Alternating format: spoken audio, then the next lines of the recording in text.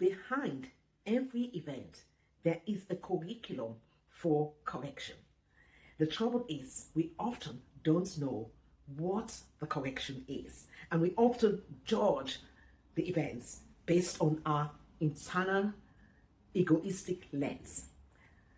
No matter how challenging an event happened to be, I guarantee you it is an opportunity to correct something in your quality.